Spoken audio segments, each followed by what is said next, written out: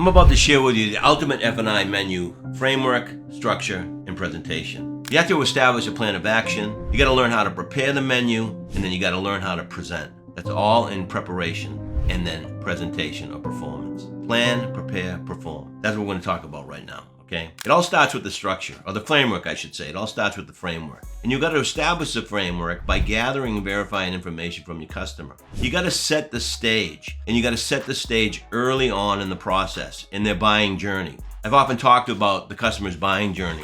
How it all starts with a state of awareness, where they want a vehicle. And they start to do some searching online. That's where it all starts, online. You know, you have two doors to your dealership today. You have the virtual door, and then you have the front door. Most people walk through that virtual door first, and then decide to go to the dealership door after they've done their research. So you get that awareness stage, I want a car. Maybe they know what type of car they want, maybe they don't. Now they start searching for a vehicle, they do some research on the vehicle, then they select the dealership that they're most interested in doing business with. They select the sales consultant that they trust, that has credibility, that's transparent. And this is where you as an F&I manager have to get involved. And this is where you develop that framework I'm talking about, by getting involved in the deals early. Before the customer makes a decision, you got to introduce yourself to the customer and make F&I awareness. Give them some F&I awareness. Tell them what you do after they decide to buy the car. You're the person who's going to transfer ownership. You're the person who's going to go over some options to enhance their ownership experience. Whatever you got to do. But once they do decide to buy that car, you want to set the stage, simply congratulate them.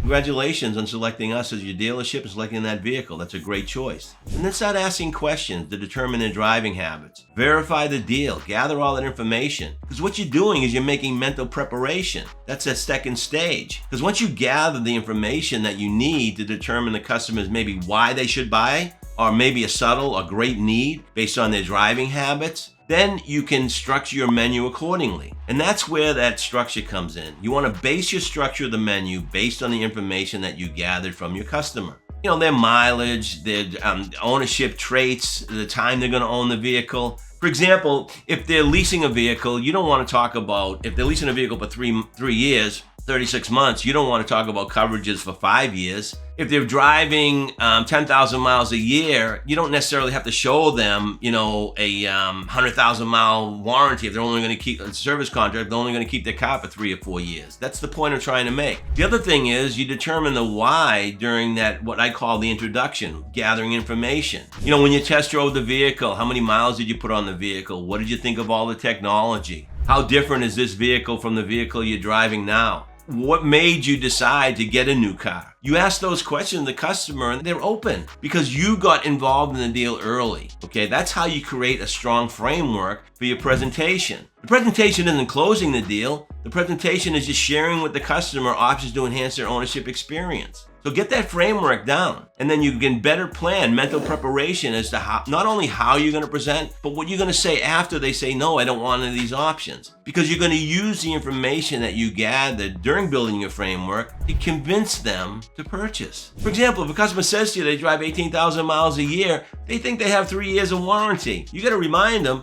that they're going to be out of factory warranty within 2 years. Maybe a year and a half, depending on their miles they drive. If they talk about the roads that they drive on, you know there's construction on those roads. You know, I was recently talking to an F&I manager in the tri-state area, New York, New Jersey, and whatever that other state is that connects to that, Pennsylvania, I guess. Those roads suck, you know? And people, city driving, what type of driving are you going to be doing with this vehicle? Is it rural driving? Is it highway driving? You determine the customer's driving habits and traits so that after you present the menu, the products on the menu to the customer, and you ask them which option works best for you, you're able to have a conversation with them. You know, based on the information you shared with me earlier, Mr. Jones, I think you should reconsider your decision not to enroll in such and such a product because of the road conditions that you're driving on, because of the miles you're going to be putting on the vehicle and the time you're going to own the vehicle. You won't have that opportunity if you don't develop that framework early on. So how do you structure the menu? You structure it, once again, based on the information that you gathered. I'm talking about the terms and the miles of every product that's being offered. I like to have a 3-column menu, where the first column I like to call the worry-free, detailing every product that's available to this customer, depending on whether they're paying cash, leasing, or financing. And you separate the products. If you have a bundle product or a combo product, you list every product individually so that you can get a pretty good description of what the products do. Not what they do for them during your presentation, but what the products do. And I gotta tell you, I can keep it really, really simple because all these products do one thing. They pay for something for a certain period of time on mileage. For example, a vehicle service, you heard me say it many times, a vehicle service contract pays for mechanical electrical breakdowns for a certain period of miles and years. Pays you, there's a deductible, $100 or a waiving deductible. It pays for a rental car, pays for trip interruption. The tire and wheel pays for damage to your tires and wheels when damaged by a road hazard. That could be anything that shouldn't be in the road, such as a pothole, glass, nails, anything that falls off a truck. You can say stuff like that, but the key is keep it simple. Let the customer understand what these products do, and every one of these products simply pays for something. Key replacement pays to have your keys reprogrammed, replaced, or repaired. Gap pays the difference between insurance company settlement and what you owe. You don't have to go into this big dissertation. The other thing I like to talk about in structuring a menu is I talked about the worry-free column, listing all the products separately in the worry-free column, but more importantly, categorize the coverage. And what I mean by that is mechanical coverage. Anything that renders the vehicle inoperative. In other words, if they lose their keys, can't drive it. If they get a flat, they can't drive it. If it breaks down, they can't drive it. Maintenance would also fall into that category. So you're going to structure your menu, the first column, vehicle service contract, tire and wheel, maybe key replacement, and then maintenance. And then appearance coverage. That's another category. Anything that destroys the value of the vehicle or affects the appearance of the vehicle. Paintless dent removal, windshield coverage, fabric and paint treatment. That would be the second category of coverage. And the third category of coverage is financial coverages. Monetary, gap. If you sell credit, life, and disability or offer credit, life, and disability. Theft. Those would all fall under the financial category. Now, that's a finance or a cash deal. When you're talking lease, everything is under financial coverage because let's face it, every dime that customer puts into that vehicle is only going to benefit the lease company or the next owner. So the reason I want to categorize the coverage with regard to structure is because it's easier for me to put all those same type of coverages in one category. And then I can say to the customer at the end of my presentation, if they select an option within those categories, a great complement to that service contract that you purchased is the tire and wheel. After all, if your vehicle breaks down, you can't use it. If you get a flat, you can't use it. Once again, that tire and wheel, the most vulnerable part of your vehicle is the thing that touches the road, the tires. That's why you want to categorize things. A lot of these contracts now or agreements the fabric and paint agreements come with paintless dent removal already attached to it. Some of them don't. So if a customer selects fabric and paint, maybe you sell rust proofing still. There's a lot of dealerships in the Midwest that sell rust proofing. They select fabric and paint treatment. A great complement to the fabric and paint treatment is rust proofing. Or a great complement to the paintless dent removal is the fabric and paint treatment. And then gap. If they select gap, you can say a great complement to the guaranteed asset protection is the theft program.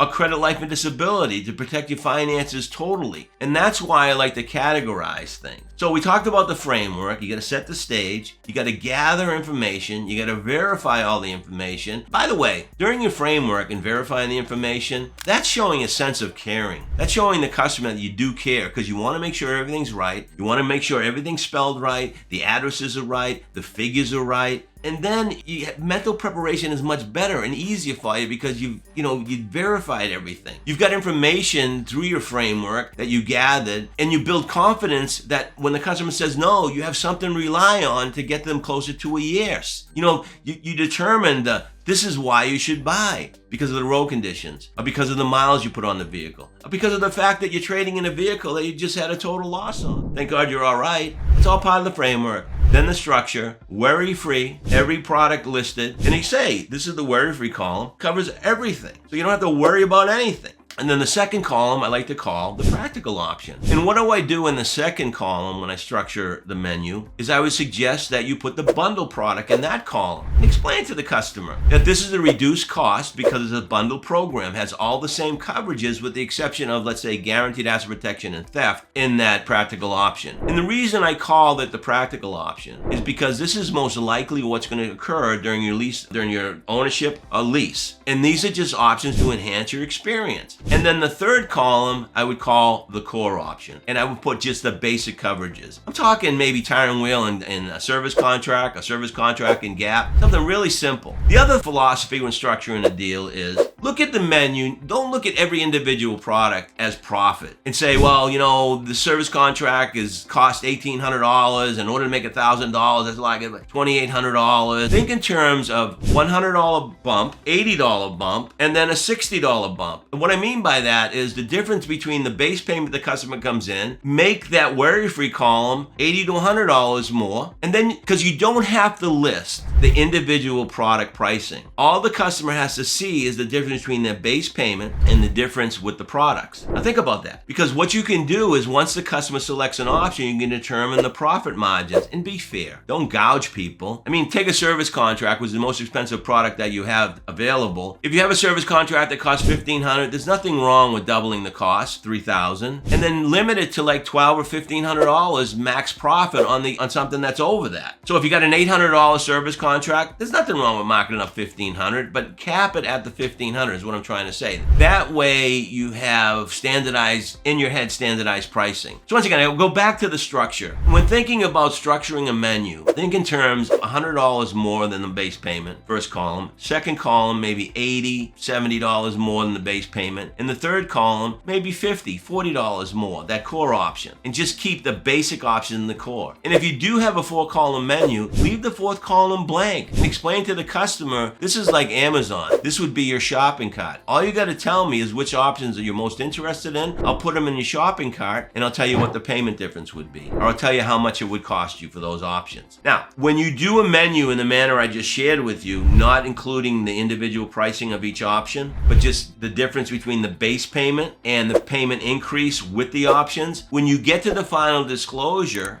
the final acceptance, which you should do every single time, regardless of what the customer selects, whether they select or don't select an option, is in the final acceptance, place the products that they didn't select and put a monthly payment if they're financing or if they're leasing to show the difference. This program is only an additional $18 a month, or this program is only an additional $25 a month. So that's how I would structure the menu. Another important thing when structuring menus is, in addition to the categorizing coverages, is dual payments. You want to always have 2 payment options for the customer, a 60-month term, a 72-month term. If the customer comes in 84 months, still have that 72-month term. After all, it's only a $40 difference in most cases. And what if the customer does accept the 72-month payment? Because think about how that deal was structured prior to getting into your office. Most sales consultants will ask the customer how much you want to spend a month, and they'll say $300 to $400. Well, most of them will say $250 to $300. How much money you want to put down? 0. And that's what they bring to the sales tower. And the sales tower works around the $300 or $350 or $400, whether the sales consultant told them, and they structure a deal at 84 months, and that's what you get. Now the customer's sitting in front of you and you say, Mr. and Mrs. Jones, I got great news. You've been approved for up to 84 months, but there's other options that are available to enhance your ownership experience. I wanted to show you what 72 months would look like. And the customer looks at it and says, you know what, I can do the 72 months. You just basically bump them $40. Worst case scenario, they take $40 more a product on the 84-month payment. So keep that in mind, the structure. Now let's get to the presentation, okay? You want to relieve apprehensions before giving a presentation. And what do I mean by that is, let's face it, once a customer decides to buy the car, the last thing they want to do is walk into that F&I office. Nothing good happens. And they have resistance and they have apprehensions. I know you congratulated them. Congratulations on purchasing the car, Mr. and Mrs. Jones. My job is to review the paperwork with you, go over your repayment options, answer any questions they may have, transfer ownership over to you. It's going to be a nice, pleasant experience. Calm down, smile. Just bought a new car. Relax. I'm not going to go crazy. So you relieve some tensions, but you want to really relieve apprehensions and resistance. Tell them they can take delivery of the base payment. First thing you do before you even give a presentation. Before I print the final paperwork, Mr. and Mrs. Jones, I just want to review the figures with you one more time. Put that menu right in front of them and say, these are the figures you agreed to. You might want to spell it out for them. This is the price you're paying for the vehicle. This is your trade. This is the trade payoff. This is the interest rate. This is the payment, the taxes. I want you to know you can take delivery of that payment that you agreed to. Period. You don't have to elaborate on it. You don't say, well,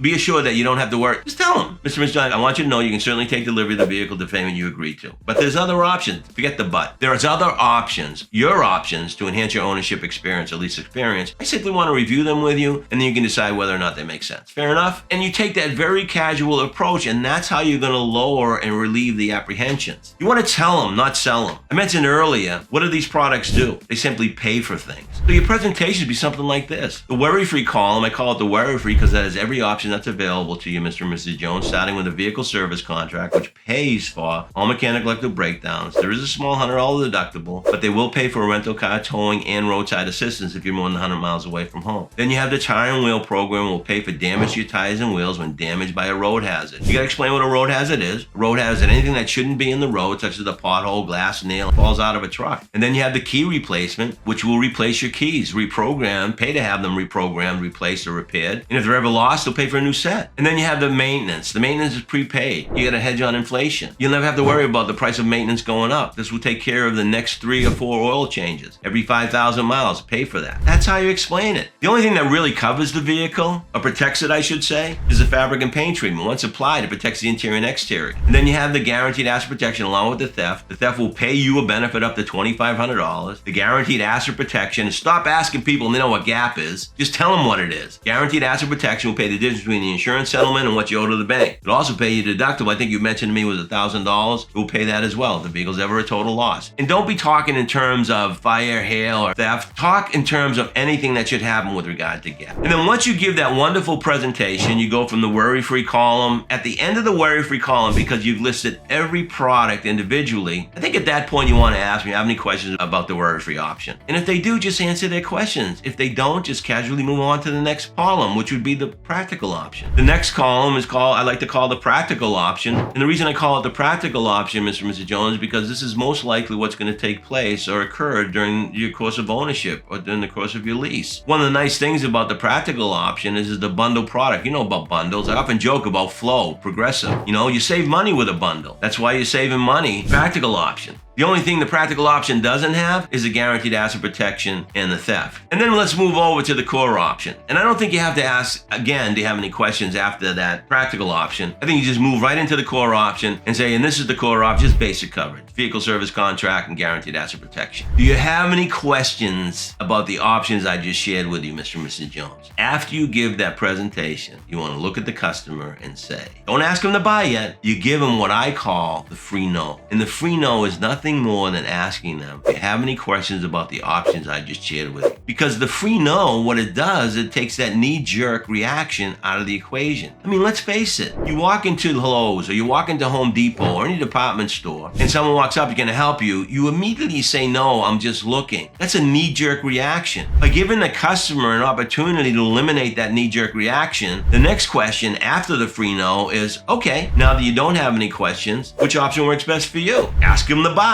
That's how you do it. Now, if they do have questions when you ask them that free no, do you have any questions about the options I just shared with you? Answer their questions. After all, you might sell them something. And that is the ultimate F&I menu: framework, structure, and presentation. And if you follow that recipe, I guarantee you'll have great success. If you want more information, go visit us at www.prodprep.com for more information. In fact, take a free test drive today. Until next time, go get them.